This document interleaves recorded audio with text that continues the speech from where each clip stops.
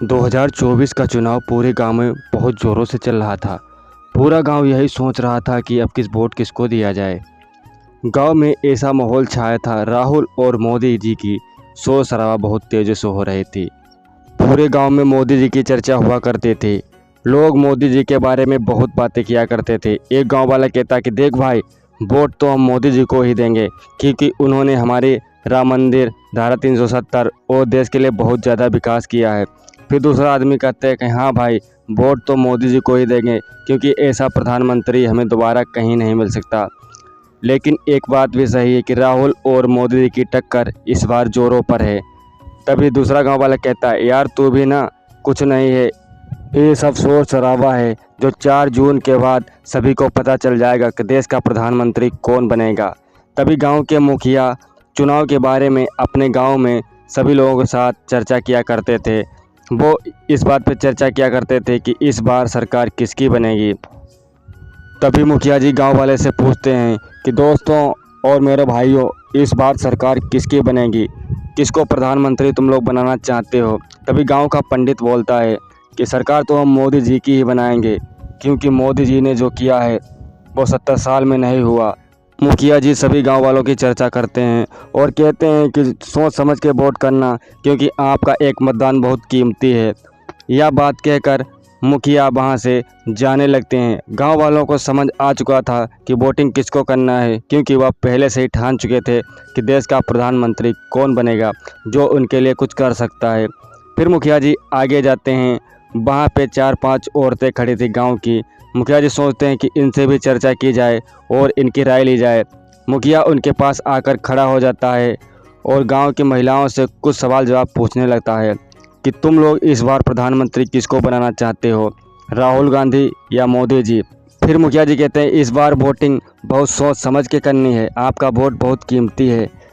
फिर एक गांव की महिला मुखिया से कहती है कि हम लोगों को पता है कि हमें वोट किसको देना है, जिसकी सत्ता में महिलाओं का सम्मान होता है, हम वोट उसी को करेंगे।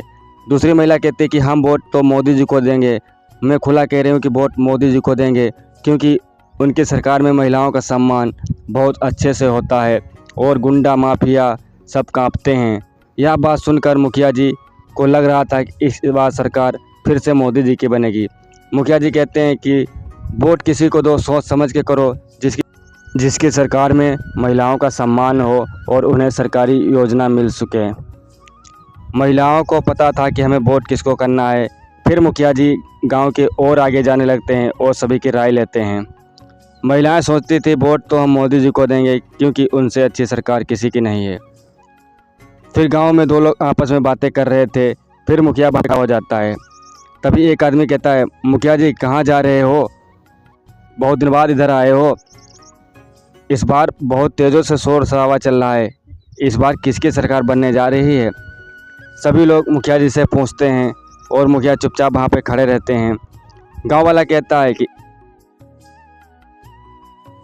गांव में पहला ऐसा शब्द था जो मुखिया जी ने सुना था क्योंकि राहुल जी की चर्चा गांव में कोई नहीं करता था। फिर मुखिया जी उनसे पूछने लगते हैं, तुम्हें ऐसा क्यों लग रहा है कि इस बार राहुल गांधी की सरकार बनेगी।